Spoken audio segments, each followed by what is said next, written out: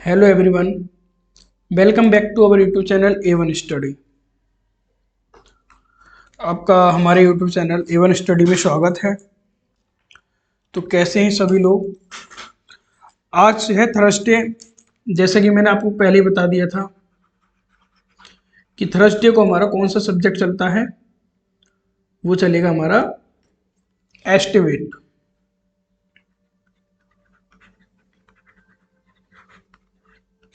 Estimate चलेगा।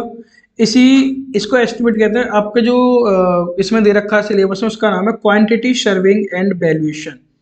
यानी कि हमें किसी क्वांटिटी के बारे में पढ़ना, कोई भी क्वांटिटी हमको दे देगा, उसका सर्वे वगैरह करना, फिर उसका वैल्यूएशन निकालना। इसी को एक तरह से बात करूं तो शॉर्ट में हम क्या कह देते हैं, एस्टिमेट कह देते हैं। तो आज मैंने पहले कहा था कि इस सप्ताह यानी इस वीक में आपके सिलेबस के बारे में मैं जानकारी करूंगा। यानी सिलेबस के बारे में ही आपको जानकारी दूंगा, कौन सा सिलेबस है और उस सिलेबस के अंदर क्या क्या मुझे पढ़ाना है और आप लोगों को क्या क्या पढ़ना है। तो अब हम चलते हैं अपने सिलेबस की ओर। जैसे यहाँ लिखा हुआ डिटेल सिलेबस। तो सबसे पहला चैप्टर आपको पढ़ना है introduction to quantity surveying and its importance duties of quantity surveyor. देखो, किसी भी सब्जेक्ट को स्टार्ट करने से पहले हमको ये पता होना चाहिए उस सब्जेक्ट का सिलेबस क्या है। और जब सिलेबस देखते थे, जैसे पहला चैप्टर आया, ये पहला यूनिट है, ये यूनिट फर्स्ट है जैसे। तो जब यूनिट फर्स्ट को हम पढ़ें तो फिर हमको ये भी पता होना चाहिए इसमें क्या पढ़ेंगे और क्यों पढ़ेंगे, और अगर हम पढ़ रहे हैं तो हमारे जीवन में उसका क्या उपयोग होगा। तो इस चीज का भी अगर हम पूरी चीज देखो, ये चैप्टर है, इसमें क्या पढ़ना है, क्यों पढ़ना है और इसका क्या उपयोग है। अगर किसी भी चैप्टर का, किसी भी सब्जेक्ट का, अगर तुम्हें ये चीज तीन मीनिंग आपको पता है, इन तीनों मीनिंग का, तो आप सही तरीके से सब्जेक्ट को भी पढ़ सकते हैं और आप एक सही डायरेक्शन में जा रहे हो। तो सबसे पहले जब हम किसी सब्जेक्ट को पढ़ेंगे तो पहले तो इंट्रोडक्शन ही करेंगे ना, कि सब्जेक्ट में क्या क्या है। तो यहाँ पे हम इंट्रोडक्शन कर लेंगे। क्वांटिटी सर्विंग जो पढ़ना, हमको क्वांटिटी सर्विंग होता क्या है, और ये जो क्वांटिटी सर्विंग का जो सर्वेयर होता है, जो सर्विंग करेगा, वो उसके क्या काम है, क्या ड्यूटीज हैं, ये पहले चैप्टर के अंदर मुझे समझाना है आप लोगों को। जब दूसरे चैप्टर की अगर मैं बात करूंगा तो दूसरे चैप्टर में बात आएगी एस्टिमेट की। हमारे एस्टिमेट होते हैं, प्रिलिमिनरी एस्टिमेट होता है, इसी को अप्रोक्सीमेट एस्टिमेट कहते हैं, इसी को रफ एस्टिमेट कहते हैं।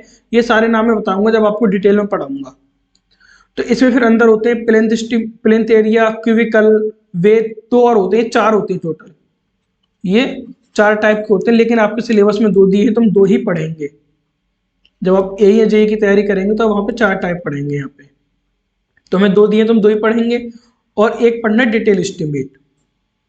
प्रिलिमिनरी में क्या होता है कि जैसे मान के चलो, मैंने कहा कि तुमको एक फ्लोर बनाना है। फ्लोर का मतलब आप लोगों को पता ही होगा, फर्श।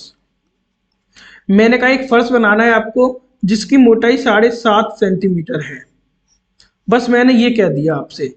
और एक तो ये भाषा मैंने यूज कर दी आपके लिए, और एक मैंने दूसरी भाषा यूज की कि आपको फर्श बनाना है जिसकी मोटाई 7.5 सेंटीमीटर है।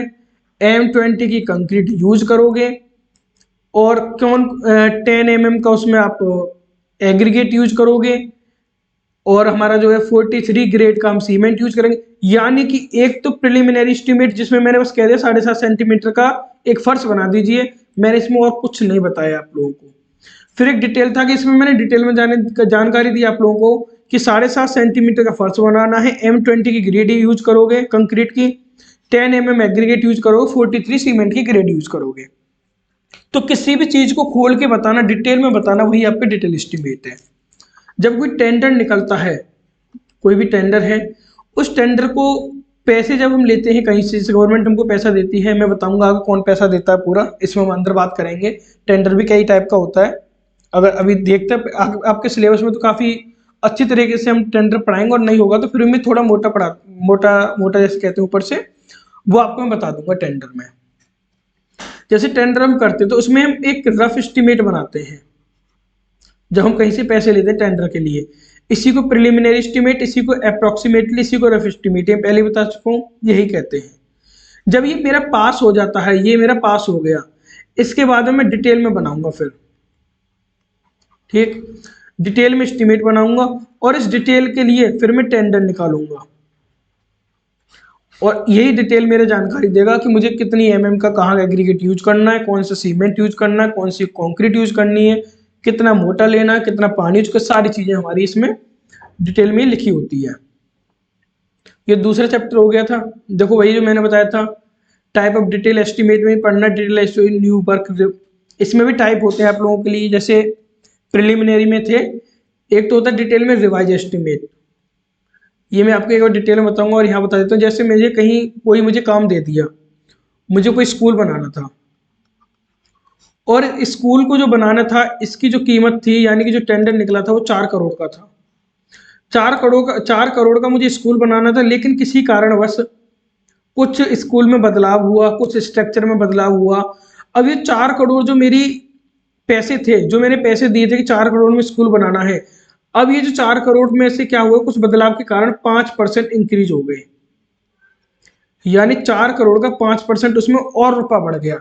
जब 5% और रुपया बढ़ जाएगा तो उस कंडीशन में मैं रिवाइज एस्टिमेट करूंगा अपना, कि भैया रुपए हमारे चेंज हो गए, 5% और बढ़ गया मेरे एस्टिमेट, एक काम करो एस्टिमेट को रिवाइज कर दो। एक तरीका ये।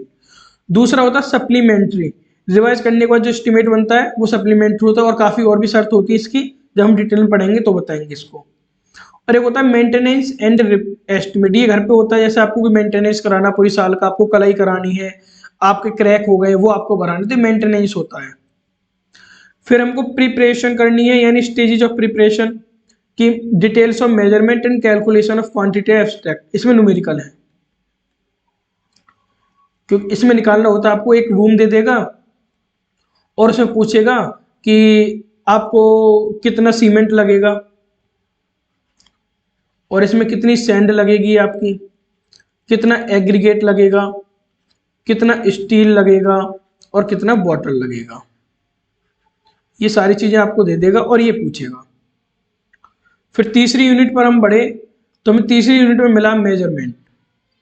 हमें मेजरमेंट ही पता होना चाहिए, लेकिन measurement bureau standard of India 1200 के अनुसार हम मेजरमेंट करेंगे। कुछ रूल होते हैं मेजरमेंट के, तो काफी रूल, दो आपको पढ़नी है मेथड रूल मेजरमेंट के।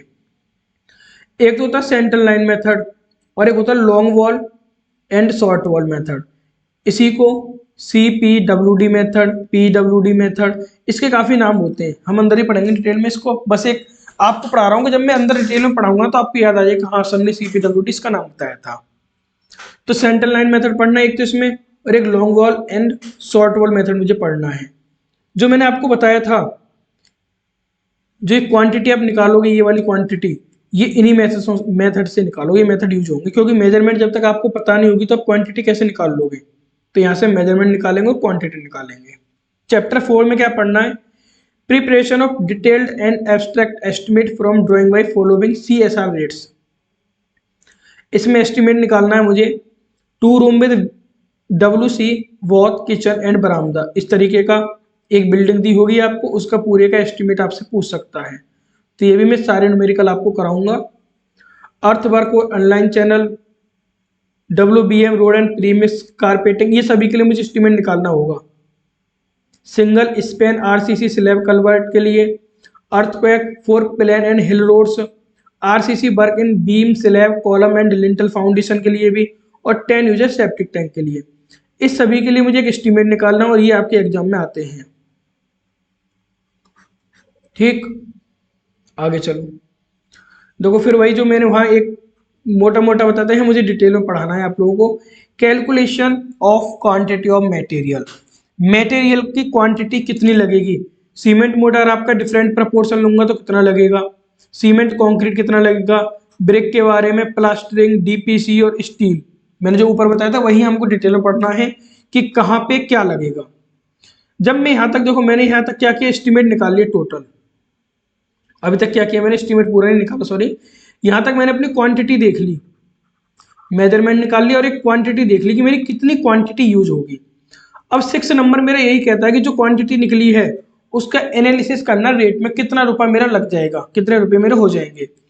तो हम इसमें सभी रेट जोड़ते हैं, जैसे लेबर का चार्ज क्या होता है, मटेरियल का चार्ज क्या होता है, इसमें कॉन्ट्रैक्टर का प्रॉफिट भी होता है, 10% होता है। तो सारी चीजें हम इसमें पढ़ेंगे एनालिसिस में। और देखो मैंने क्या कहा था, अगर कॉन्ट्रैक्टर आपका आएगा तो इसे मैं डिटेल में पढ़ाऊंगा, और इसमें आपका कॉन्ट्रैक्टर है। तो मीनिंग ऑफ कॉन्ट्रैक्टर की मीनिंग क्या है, इसेंशियल ऑफ कॉन्ट्रैक्टर, कॉन्ट्रैक्टर के मुझे टाइप पढ़ने हैं, इसके एडवांटेज क्या है, इसके डिसएडवांटेज क्या है, सुटेबिलिटी क्या है, और इसका जो पेमेंट करने का मेथड है, ये जो सिस्टम है वो क्या है, वो भी मुझे इसमें पढ़नी है।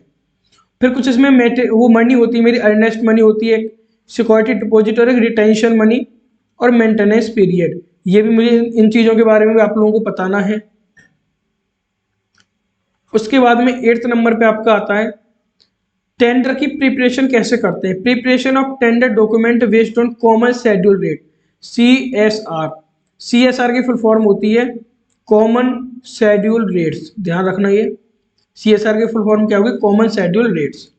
तो ये चीज़ मुझे करनी है, और ये सभी के लिए करना है, चाहे वो आपका अर्थ वर्क हो, कंस्ट्रक्शन, RCC वर्क, पॉइंटिंग के लिए, वाइट वॉशिंग के लिए, वुड वर्क के लिए, सैनिटरी, और आपकी सीलिंग के लिए, टाइल के लिए प्रिपरेशन करना किसी भी स्टेटमेंट आइटम का, वो चीज़ें मुझे करनी है।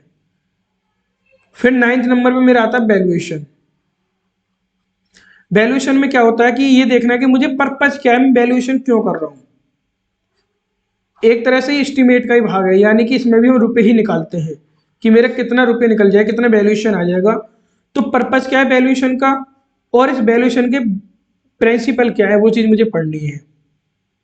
और इसके कुछ डेफिनेशन होते हैं और इसके मेथड होते हैं, काफ़ी मेथड होते हैं, लेकिन आपके सिलेबस में 2 ही मेथड दिए हैं, एक रिप्लेसमेंट कॉस्ट मेथड और एक रेंटल रिटर्न मेथड। तो ये था आपका एस्टिमेट का syllabus, quantity, surveying and valuation, जो आपके सब BT UP ने नाम दिया है वो एस्टिमेट का ये नाम दिया है। तो अगर आपको कोई समस्या हो तो आप मुझे कमेंट करके बता दें कि सर ये प्रॉब्लम थी, तो उसका मैं आपको सॉल्यूशन आपको बताइए, या तो कमेंट में दे दूंगा या फिर संडे को मैं दे दूंगा। उसके बाद में इस वीडियो को ज़्यादा से ज़्यादा लोगों के पास शेयर करें, क्योंकि ज़्यादा से ज़्यादा के पास आप लोग जब शेयर करोगे तो बेस्ट रहेगा, क्योंकि ज़्यादा व्यू आएंगे तो हम भी ज़्यादा डिटेल में आपको पढ़ाएंगे। और अगर वीडियो पसंद आई तो लाइक करें और चैनल को सब्सक्राइब करें। तो हम मिलते हैं आपसे अगली वीडियो में, तब तक के लिए धन्यवाद।